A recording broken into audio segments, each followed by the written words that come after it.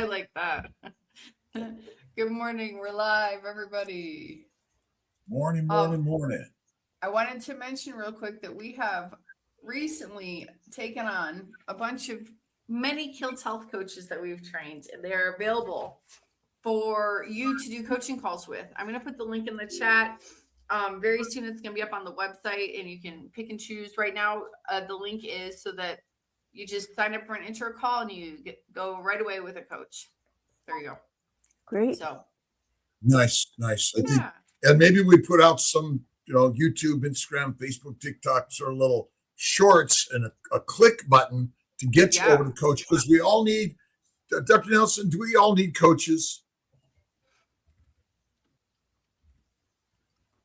You're muted. You're muted. You're muted.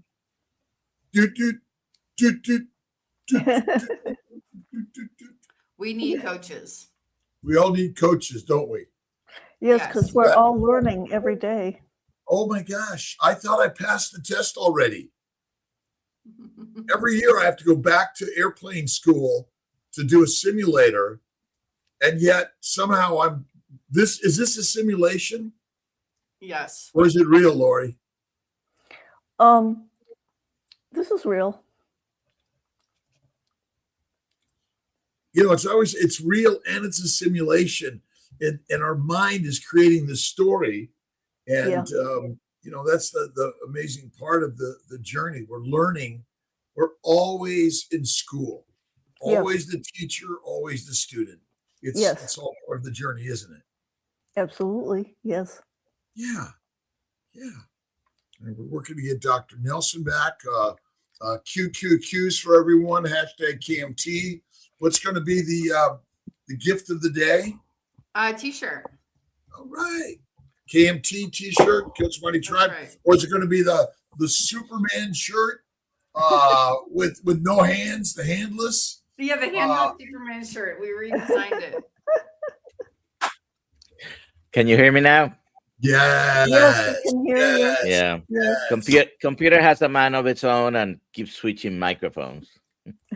Yes, it all does, doesn't it? Welcome, everyone. Lori Meyer is here today to tell us her story. Always grateful to have Dr. Nelson and Alia, but ultimately all of you that are here today, we're sharing the message why a carnivore lifestyle is like the game changer and improves all of our lives in so many ways. And it's the stories that are so important. I was listening to Carrie Mann, Homestead How Healing Humanity, just sharing why and how the carnivore changed his life, and got a movie coming out. We're all investors in the mission, and that's so important.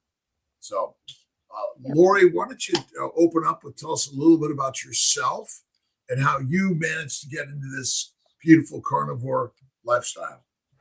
Oh, I'd be most happy to do that. Thank you. Well, my name is Lori Meyer. I live in Northern California. And by profession, I'm a technical writer. I write documentation for computer systems, complex computer networks. I've been working with cybersecurity networks for the last 10 years. And that's a fascinating but very challenging area to do documentation in. I'm Midwestern born and raised, as Alia said. I was born in the same hospital in suburban Chicago that she was. And we had the same date of, well, not the same actual date of birth, but she's much younger than I am. But same month and day. Absolutely, yes. It's sort of a cycle that keeps on coming around, doesn't it? Mm-hmm. Yeah, I think so. So I was raised in the Midwest most of my life until my father died when I was 16. And then my mother decided to move the family back to upstate New York. Where I'm at. Oh, okay, great. I'm in Syracuse, New York. Oh, okay. Yeah, my family lived in Rochester, which is about an hour and a half away from Syracuse. I have an office there. Oh, okay, great. Wow. So I always loved meat, and I like to say that carnivore discovered me, because I I've always loved meat ever since I was a child. And so whenever my mother served any kind of meat-centered dish, roast, turkey, chicken, anything, I ate it, joyfully. But I didn't like vegetables, and that concerned my mother a great deal. And we didn't know a lot about nutrition back then, and a lot of people thought potatoes were a vegetable.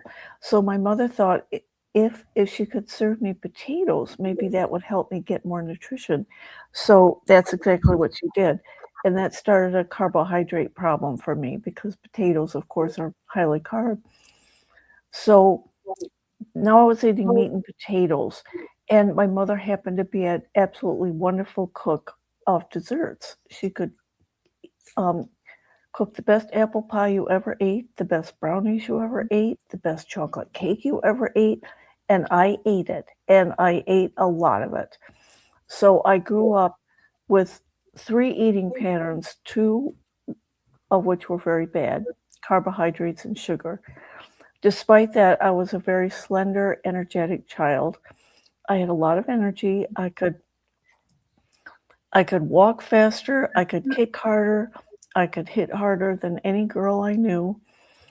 I could outride any other girl in the neighborhood on my bicycle. In fact, I used to seek out the boys to ride bikes with because the girls couldn't ride fast enough. So, I was very energetic up until adolescence, and then the dominance of carbs and sugar in my life started to hit me. I started to gain weight, I started to gain a protruding abdomen, and this continued through my teen years and into young adulthood. And now this bad eating pattern, 2 bad things, 1 good thing, started really to damage my health, but I didn't know how badly. So through my early working years, of course, I was facing a lot of stress because I was very anxious to succeed in my career. And so I, often turned to food for comfort. And this continued for another 20 years or so. And then in my 30s, I got a warning shot. My blood pressure went up.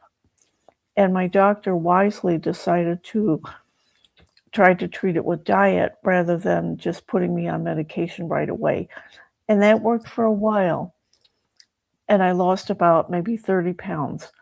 Then I started the yo-yo pattern where I would lose 20 pounds, gain it back, and gain 5 more. And then I would lose that, gain it back, and gain another 5 more. So lose, gain with another 5 pounds added or 10 pounds added every time until I was well over 200 pounds. And now my digestive system was ruined. I was extremely uncomfortable. And then I was diagnosed with ulcerative colitis. And they didn't know what to do. I asked several questions. Well, what caused this? We don't know. Would diet help if I changed my diet? No, we don't think diet has anything to do with it. What about stress? Because I've been under a lot of stress. No, that doesn't seem to do anything. And so they put me on some medication whose name I didn't know, and of course it didn't work. And I had colonoscopies several times, and it showed inflammation, it showed polyps, but all they did was propose one medication after another, and I just struggled, and I thought, well, maybe if I ate more fiber, that would help. And, of course, that didn't work either. So this pattern continued for a long, long time. Discomfort, continual overweight, all of this stuff. And then finally, I had a colonoscopy that was a day of reckoning for me. They found a mass, and they said, now we're not sure, but it could be cancer. We've got to test it. They analyzed the mass, and it was indeed malignant. I had colon cancer. And now it's like everything I knew had to change. So I had this, I went through a year of chemo, I went through 6 weeks of radiation, and I had surgery plus a complete hysterectomy because the tumor was very near my reproductive organs.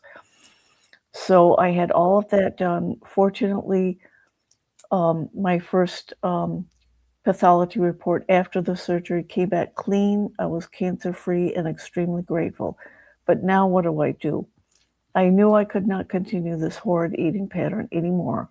Something drastically had to change. And I heard about keto and the ketogenic diet, and I talked to some people who were following the keto diet, and it sounded okay, but the emphasis was low carb, and I thought, what am I going to do? Carbs are such a big part of my life. And one person said, well, now that they were on keto, they would eat a chicken pot pie, but they wouldn't eat the crust. They would just eat what was inside the chicken pot pie. And I thought, but I couldn't do that. The crust is the best part. What am I going to do? And so I kind of just, I thought I would try keto, maybe just cut out the junk food. I thought at least that would be a start. Then I saw a video on YouTube by Dr. Robert Lustig, who had worked with teenagers who had fatty liver and prediabetes at ages as young as 10. And he said sugar is the worst culprit here. He advised all his young patients to stop eating sugar. And it was very difficult because they were really kind of addicted to sugar. And these poor kids had fatty liver as young as age 10. I mean, this is really tragic. And I thought, well, I think he's going to give me religion about sugar now. So I thought sugar will be the first thing that I'll cut out. But it was extremely difficult, to do that. And so I kind of struggled along. I managed to cut out the desserts and not eat sweet things. And I ditched soda, which I was grateful for. Then I saw a video that really kicked everything off with carnivore for me. Dr. Ken Berry had a video that popped up on my feed about what he called the proper human diet. And he talked about this diet as being a meat-centered diet. And he talked about how nutrient-dense meat was, how much vitamin B12, for example, that beef has. And most American adults are deficient in vitamin B12. And I sat there watching this, and it was fascinating. And he talked about, beef and eggs and butter, and real butter, not horrid margarine, but real butter. And I had bought into this lie that, butter's bad for you, clogs your arteries. Margarine is better for you. Dr. Berry put that all to rest. And I sat there stunned. It was as if a ball and chain had been removed from my ankle, because the food I loved the most when I was a child, meat, could now come back into my life and help restore my health. And that was my first day of carnivore. That was 4 years ago that I saw that video. And on May 27th, I will have been a carnivore for 4 years. And I consider that actually my official birthday, not the date of my birth. I'm sorry, I still kind of observe my birthday on January 21st, but my rebirth day is May 27th. That's the day I kind of just drew out of a hat. It was around the time that I saw Dr. Berry's video. So I've been a carnivore ever since.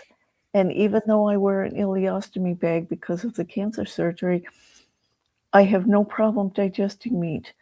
I have no problem eating butter. There's a gentleman named Bob Briggs, I think. They call him Butter Bob.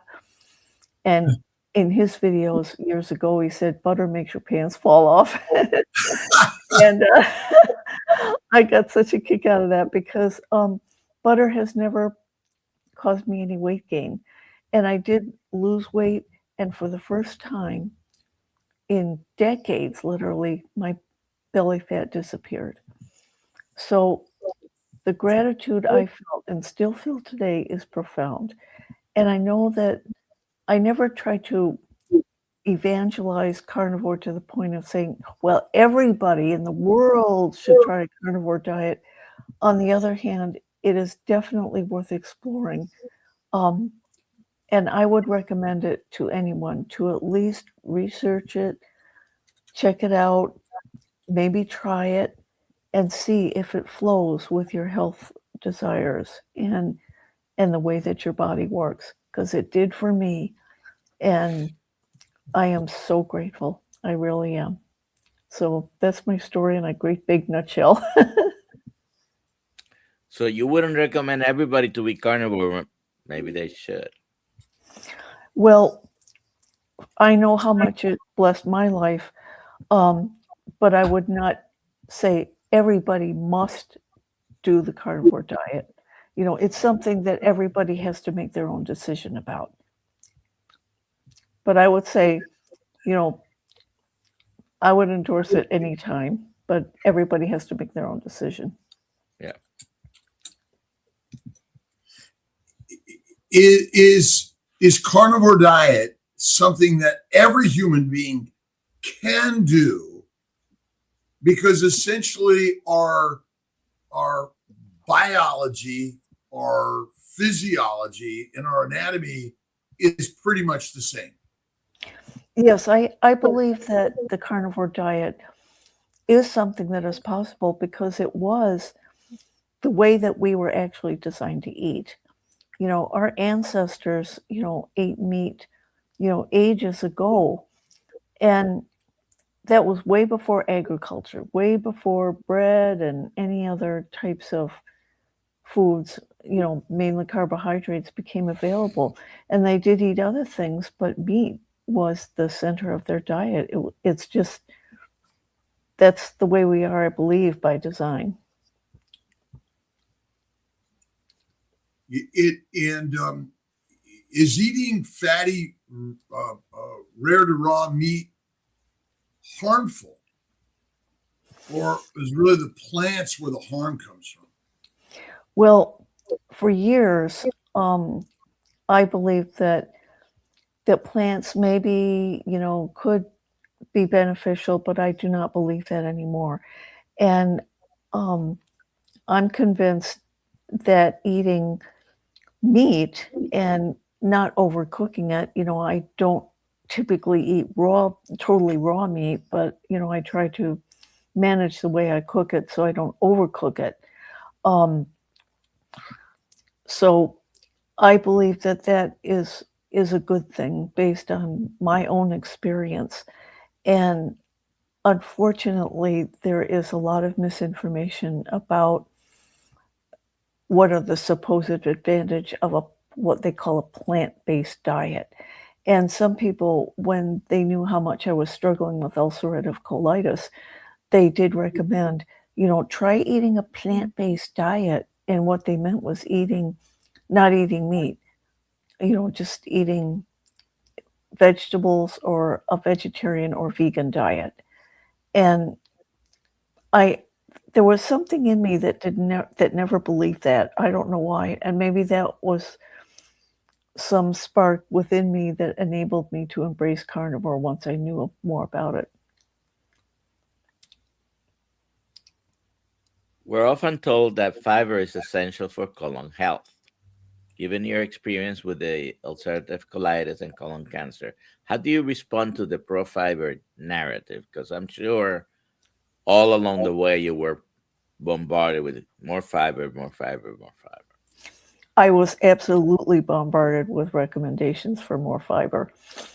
And I think that's a tragedy now because fiber did not help me. You know, I kept reading, well, aim for like 30 to 35 grams of fiber a day. And so I did that. I ate psyllium husk and you know, I looked for opportunities to eat more fiber. It didn't do me any good. It didn't keep the cancer away. It didn't resolve my pain. And so I have heard, you know, some doctors talk very critically about fiber, and I'm glad that they're doing that now. Dr. Paul Mason of Australia has discussed fiber quite a lot, and the problems and issues with it. So we're hearing more now to dispute the notion that fiber is a great solution for people. It was not for me. And so I don't even track fiber anymore. I don't pursue it. And, I just pursue meat is the center stage of my diet now. It's the star of my diet show. And that's the way I want it to continue to be. Which microbes are the healthy microbes? Which microbes are the health? Yeah, gut microbes. They say they're good, healthy microbes. The microbiome, they're good bugs and bad bugs. How do we know which one is which? Well, that's a good question. I don't really know the answer for sure. Well, who made up that story? I mean, I guess, are the microbes everywhere? Well, I'm not really sure. Dr. Nelson, are the microbes everywhere? Yeah. I've got my We don't live in an absolutely sterile world. I've got my anti-bug stuff that I spray on everything to kill the microbes and clean the surfaces. Yeah. How long after I've done the cleaning does it come back? Oh, probably pretty quickly. And ultimately they're everywhere, but why have we created the story that they're good? The microbiome is so good for you. Well, boy, that's a good question. You're raising a lot of great questions, Dr. Kiltz, and I wish I had some more solid answers for myself. Well, I think we don't. The answer is actually a myth or mystery, because the story that some are good and some are bad is all in context to maybe the environment. If there are too many of any microbe, it'll kill you. But if there's one really pathologic microbe that is there, but ultimately maybe they're all there all the time anyway, but we're feeding them. And does butter mold easily?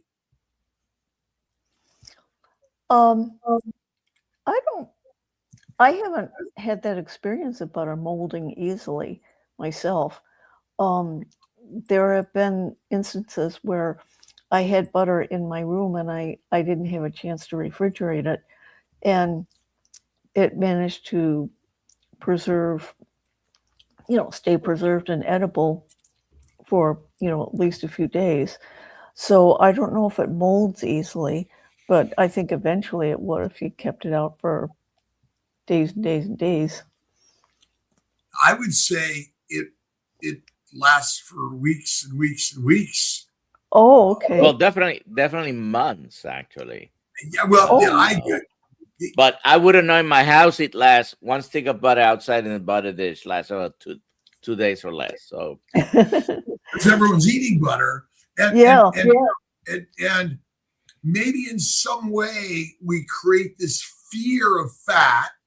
We're fat phobic in our diet, in our mouth, and on our body.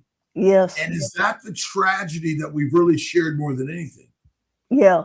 Oh, yeah. That the lies that we've heard for literally decades about the supposed dangers of fat, especially saturated fat, and that lie is still continuing. I just saw a website yesterday from some medical group where they talked about, red meat and butter, they have protein and they have nutrients, but they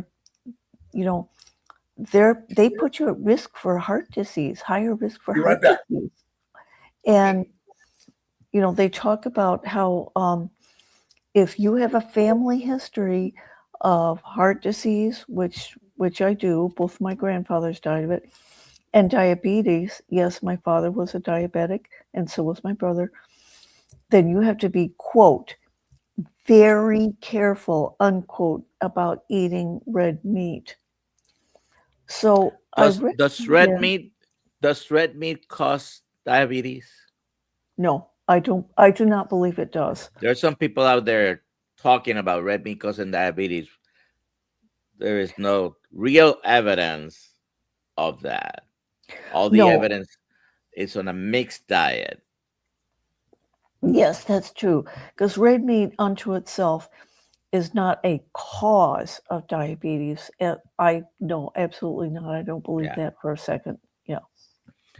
Alia, we have some other We do. questions We do. I'm going besides to the ask one this I one put that there. keeps getting. I'm going to ask the one that keeps getting asked. But first, I want to ask this one because Stevie's asked this multiple times, and we haven't gotten to it.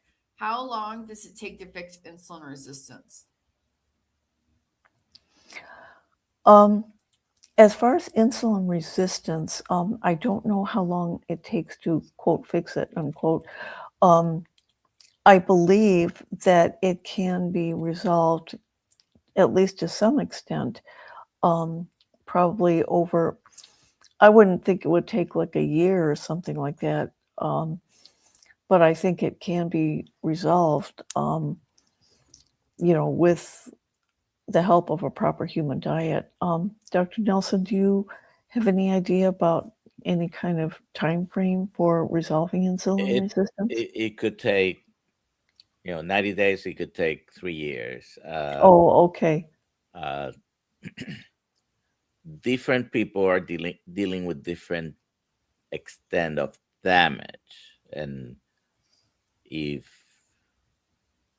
you have had diabetes for 30 years, for example, it may take a very long time to get closer to normal. Okay, yeah, that makes sense. And basically, I have the aluminum foil theory. I'm not going to go through that again, but once there is damage there, sometimes it's very difficult to make things perfect again. Okay. Next question. It's latrogen. This one. I'm 2 years carnivore and still have some insulin resistance. Okay. So, all right. Okay. So this question it comes up a couple times from a couple different people. What do you eat in a day? What I eat in a day, I typically eat 2 meals a day. So for breakfast, I'll usually have some eggs and maybe bacon or sausage to go with my eggs. I love eggs and I'm grateful that I can, tolerate them. I don't have any problem with them. And lunch is my principal meal of the day. And that's where I have a lot of meat. Like yesterday, for example, I had a pound of ground beef. I formed it into 2 half-pound burgers. And that is all I had, just the beef. And it was very satisfying. It was very filling. I didn't feel hungry for the rest of the day. And so I was very grateful for that. So that's typically my eating pattern, usually some kind of typical breakfast foods we know about for breakfast, and then beef or, roast chuck or something for lunch. And I also always tell people that, when you think of breakfast foods, you don't have to eat them in the morning. You can have bacon and eggs for supper if you like. So the type of food, doesn't have to be, categorized into one type of the day or not. You can have any sort of meat you want any time of the day, that works for you.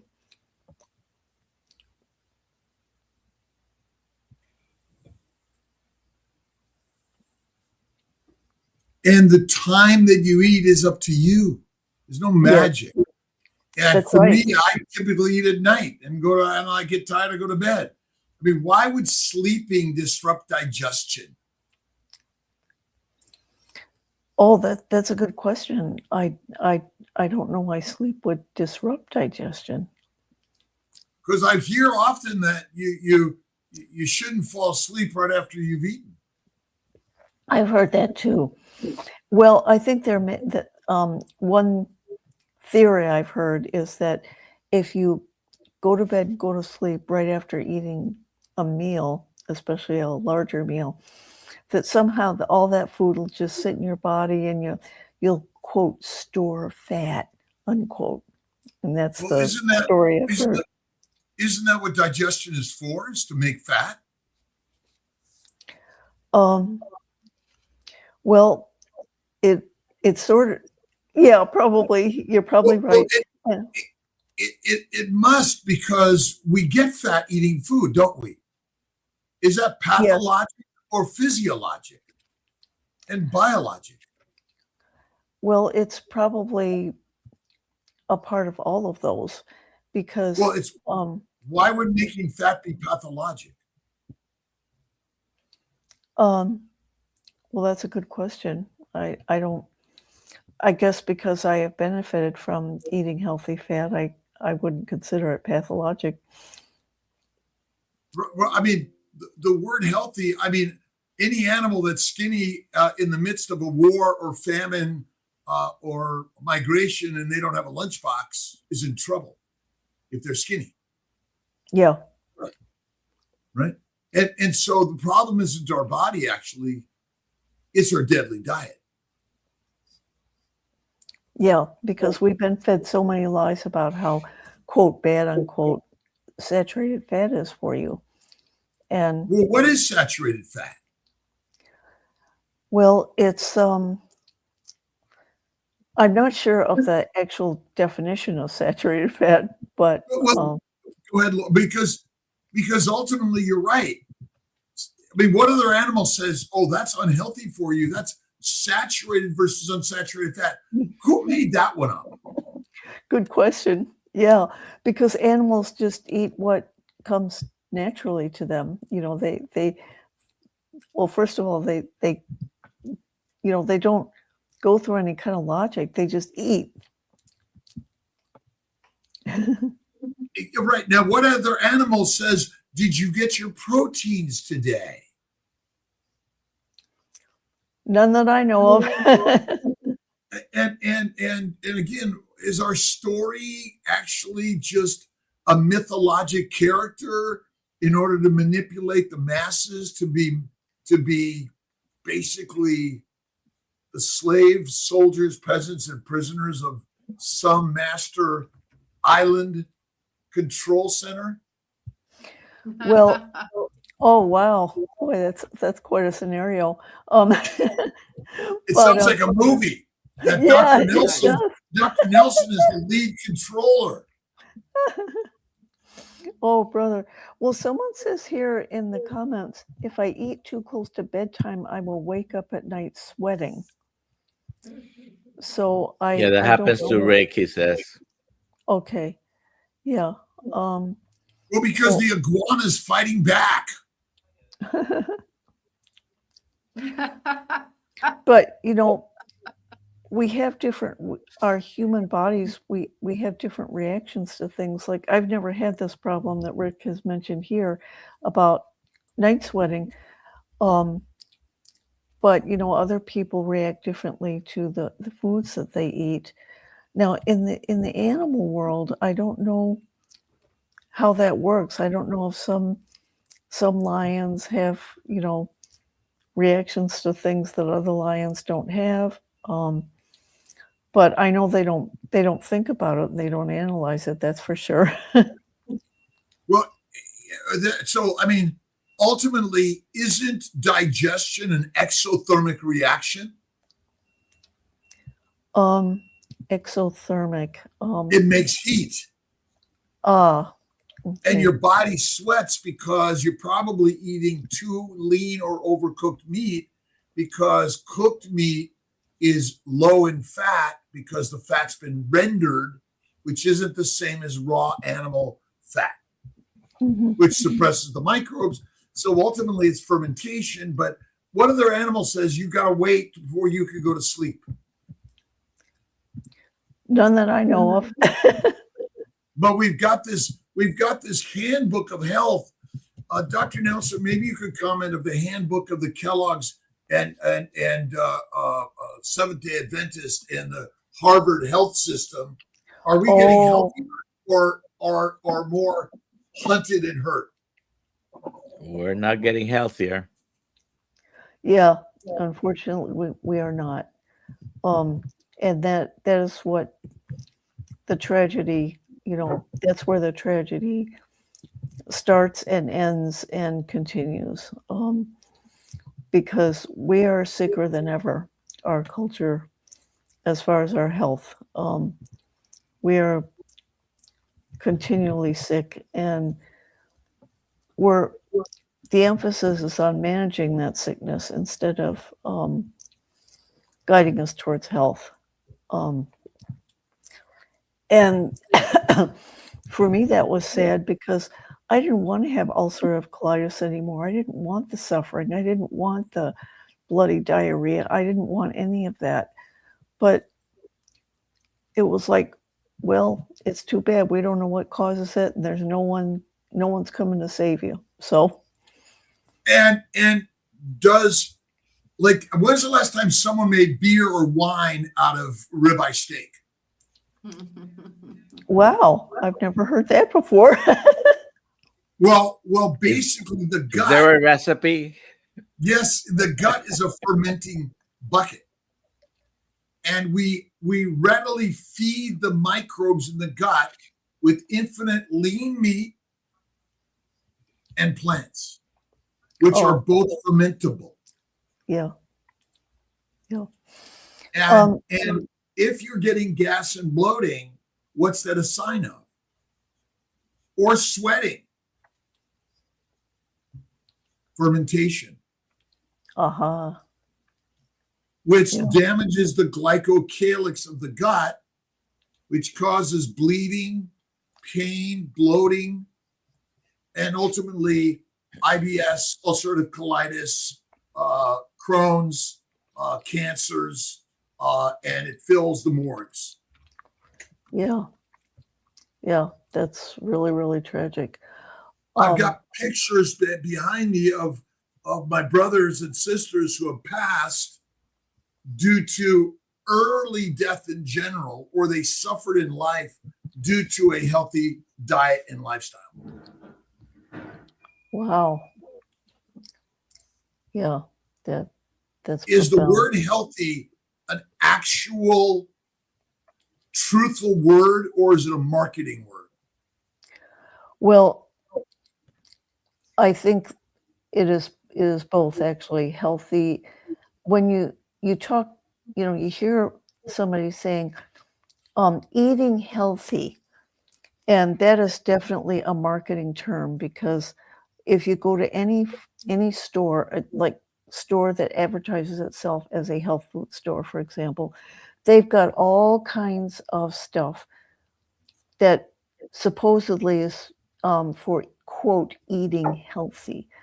And it's just all promotional stuff. It really has nothing to do with the actual health of your body. It's just something to sell. They can sell. Ill health stores. Yeah. I don't Illogical. I mean, I guess in some way, we, even in modern medicine, we propagate our mission of helping people with standard medicine, which, probably the best thing we ever did was work on our environmental systems to reduce the amount of poop and fermenting foods in our local environment, which reduced a lot of inflammatory particles. The microbes are the biggest killers of the world. I mean, if we look at the mass killings of the world besides war, it was the microbes. Wow. Yeah. And basically our septic systems, our gut, and then many civilizations, basically what they do with their poop is right out the front window, right? And many places of the world have these huge ponds of their own poop, and the animals live in with them, right? Wow. Yeah, there's so much we still don't know, and that's why we all have to be continual learners. There's a question here from Faith Focused Food Freedom. Do you fast? I can go ahead and answer that question. Go ahead. Go ahead. Yes, I do fast. Actually, the way that my eating schedule is now, I practice what's called intermittent fasting, which I usually finish my last meal about 3:30 p.m. and I don't eat again until about 8:30 a.m. the next morning. So I have way over 12 hours of not eating. So I believe that is what would be called intermittent fasting. And I think that has helped me. It just gives my body a chance to kind of just take a rest and just process the food that I've already eaten. And that helps me. Occasionally, about maybe once a month, every 6 weeks, I will go on a longer fast, anywhere from 48 to 94 hours. And it just kind of, I don't know, it does make me feel better. I just feel like my body's been given a chance to just kind of take a rest from doing the hard work of digesting food. And fasting has never caused me a problem. Now, other people, that kind of varies with different people. So I wouldn't necessarily recommend that everybody needs to do it like a 72-hour fast every 6 weeks or so. But for me, it's been helpful.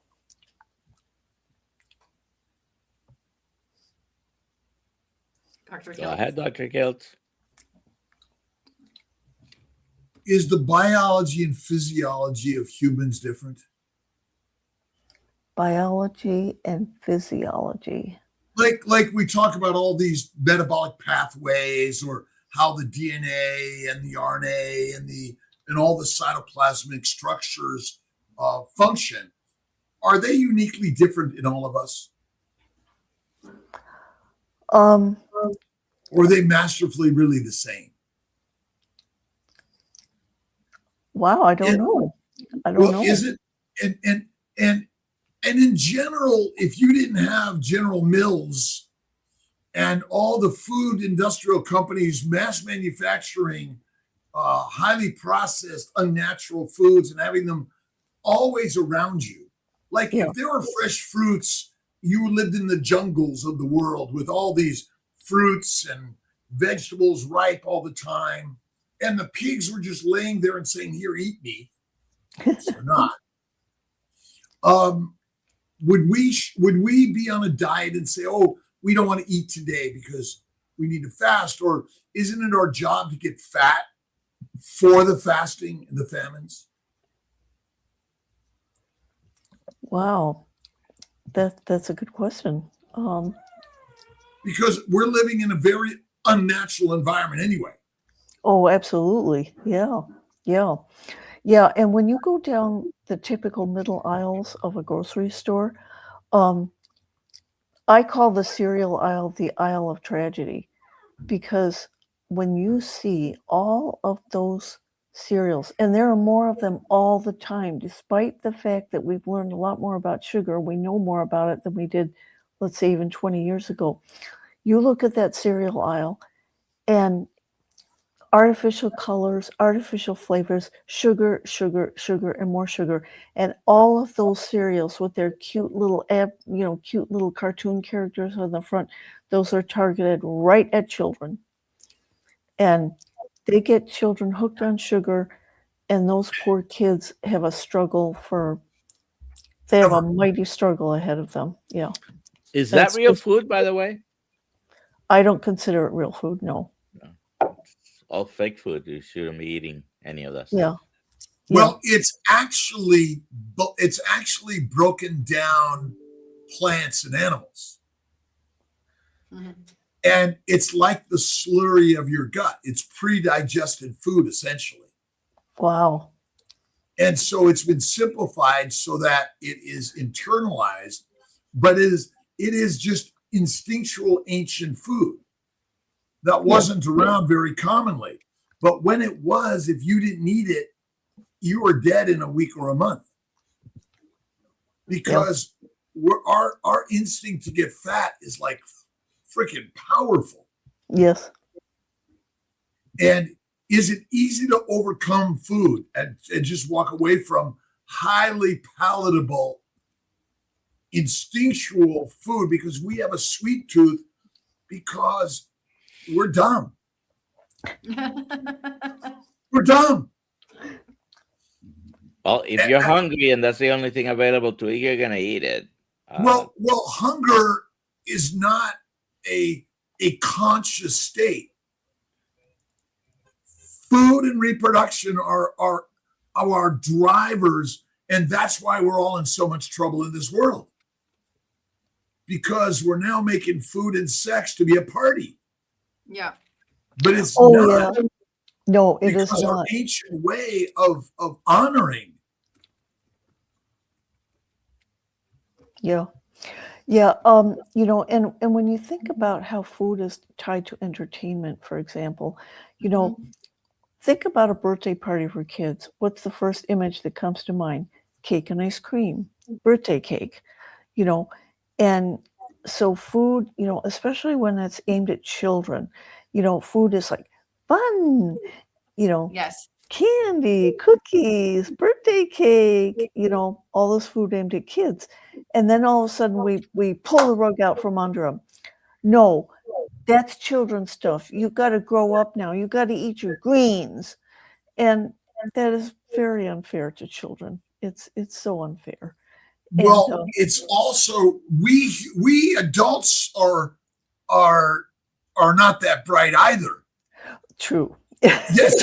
So you know, and so what we're doing here is we're teaching, we're showing creating the story so that our children's children hopefully will have less suffering, but we are born to suffer. Wow. Well, you know, that kind of plays a little bit into, we have a question here. Does mindset and faith play a role in your health journey? And my answer is it definitely does.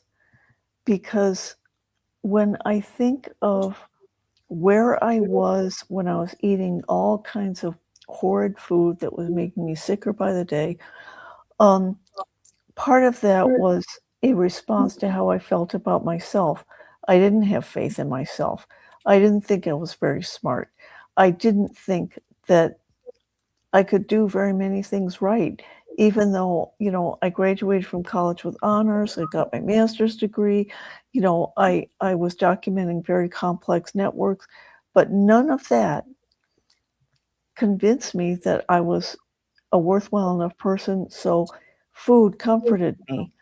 And so now, you know, that I have embraced the carnivore diet, I understand how much my own mindset played a role in harming myself.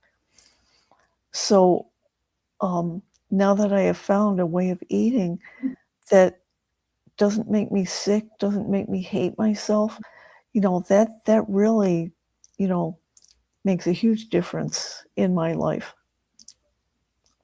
You know, because food can't fix you if you hate yourself. Eating the wrong foods is just going to make you hate yourself even more. And that's a very critical lesson that I learned. The mind is the master, and it's Yes. always first. Yes. And the plants and the microbes are working to control the human animal. Yeah. And then the stories that they tell, the stories that the microbes and the plants tell and use our mind in order to create for themselves. We're just the prey of the predator, and the microbes are the masters. Actually, the cyanobacteria are the true controllers of the universe. Wow. Because they convert sunlight into mass of plants. Wow. Glucose is actually at center stage. Yeah. Yeah. And you know, one of the things that I've learned, for example, is that when you get a typical blood test panel from your doctor, a lot of them don't include like fasting insulin, for example. That's not a routine blood panel that a lot of times, you know, that you would get. And so, you know, a lot of people are, you know, I've heard people asking their doctors for like, what is my fasting insulin, for example, so that they can get a better picture of how the role that insulin plays in your health. Well, is insulin the culprit, or is your diet the culprit? Well, I don't think insulin is the culprit. I wouldn't call it a culprit. But the diet definitely, you know, from everything that I've learned, that the diet drives what happens to insulin levels in your body, and then what happens after that, the consequences of that. Well, isn't insulin's job to make fat in the liver out of amino acids and sugars from your diet? And so it's just doing what it's supposed to do. And so ultimately, the simplest thing is you don't need a doctor, you don't need a drug or a diagnostic testing. You just simply need to look at the lions and live and eat like that. Yeah. And then you save a bunch of money. You know, well, don't forget your glucometer and measuring your glucose all the time. But ultimately, what does that cost someone? Yeah, because continuous glucose monitors are expensive. And, you know, a lot of times, I mean, sometimes people can get scared they feel like they've got to check all the time. They've got to check their glucose all the time. And I don't know. I mean, maybe that is good for some people, but I don't know if I would want to use a continuous glucose monitor. I think I would just, you know, feel so aware of like, well, am I hurting myself or something? So it might scare me a little bit to wear one. What poison comes when you eat a hamburger, you know, 80-20 or 70-30, whatever the number is, but it must be fatty and rare to raw, in my opinion. What poison comes in that fresh kill, ground meat, and you eat? What poison comes from it? Yeah, what poison's I'll in check it out later today. I have some ground beef to cook. I mean, heroin, cocaine, marijuana, nicotine, caffeine, and the majority of pharmaceutical drugs are all essentially created from a plant product. And the plants are the master creators of heroin, cocaine, marijuana, nicotine, caffeine, which in general, those are the controlling drugs for all of us. And I'm not chastising anyone from doing some caffeine or coffee or tea. Is it good for us? We enjoy it, but doesn't mean it's good for us. It makes us feel good. True. You drink coffee, Lori? What's your coffee, tea, caffeine? Green tea. That's it. Green tea. So is green tea healthier than coffee? I don't know. I've never That's a good really. answer. I don't know either. Yeah, I've never been a big fan of coffee, and so I've always kind of favored black tea. And then I tried green tea several years ago, and I found that I like that better. So whatever caffeine I consume, it's in the form of green tea.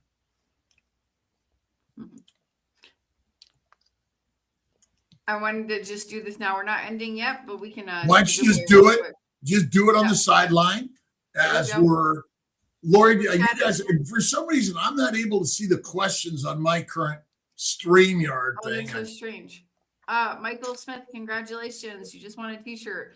Even Ontario, Wow. Canada. I think, Michael, that's somewhere in there. Or London, Ontario, somewhere. Oh, We can get it I'm for turning 70. My 11:20 this Thursday Pacific time, by the way. Oh, Queen of Angels Hospital in Los Angeles. Maria delivered, and they named me Robert Jonathan, KILZ, and KILZ was my father's stepfather. But yeah, I'm just another click of the clock.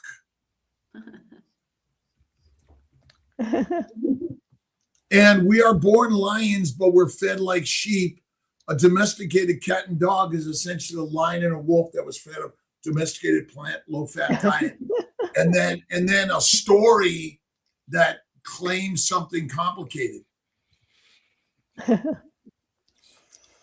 What about fake sugars or alternative sugars, Lori? Are you use those in your teas and stuff? I don't put anything in the green tea. No. Now, as far as artificial sweeteners, I do not touch them. And for a while, I was drinking diet soda, and I was fooling myself into thinking that because it doesn't have any calories, it's not going to put weight on me or anything, and it's not going to increase my glucose or anything.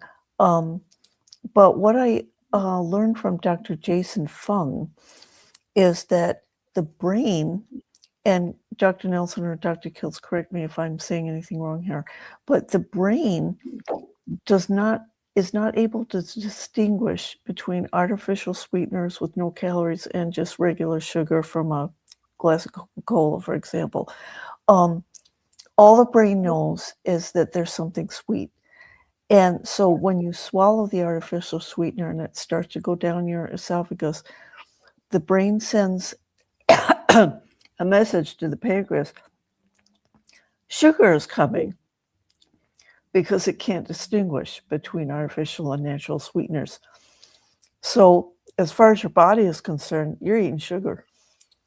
And they're rare sugars that, how do we, like this idea that they're no, what is a calorie anyway? But meaning that your body doesn't use the carbon particles from that rare sugar doesn't make any sense to me. It sounds to me like the companies that sell the products are basically lying to us, because generally, since the Diet Coke phase and the diet drink phase and all these alternatives, are we getting skinnier or fatter? Well, we're certainly not getting skinnier. So is it another lie that it's harmless? I believe that is a deception, that these artificially sweetened, quote, diet, unquote, sodas and diet drinks and whatever, I do not believe that they do any good as far as preventing weight gain or diabetes or anything else. I just don't think that they're worth it at all. So I'm really glad that I don't touch artificial sweeteners. Somebody once told me, well, if you just crave something sweet really bad, get some, put some monk fruit in your yogurt or whatever. And it's like, no, I don't want to do that. I don't want it. I don't want sweetness. Okay, so sugar is not the problem in our diet, because consuming sugars, you do it when you eat meat. The glycocalyx is in everything you eat. Mm-hmm. Most sugars are actually not sweet at all. Oh, wow. I didn't know and that. So it's our constant consumption of sweets that are actually the problem. You're drinking your calories. That's why on my birthday, I might do a cookie, cake, or ice cream, but I'm already strong and capable of saying yes or no. And I'm discerning because I'm capable of being the lion and doing it in a discerning way from time to time. I drive cars, fly airplanes, I live with another human being, and I walk across the streets where there are cars, and we know what that can do. So again, we've created an addictive personality, which actually is not true. Because if you don't eat the fruit, and it's the only thing for the next 3 weeks on your palate, you're going to be dead. So I just a little manipulation of this story, but we have to end, don't we? We gotta go. Alia, Goodbye. bingo.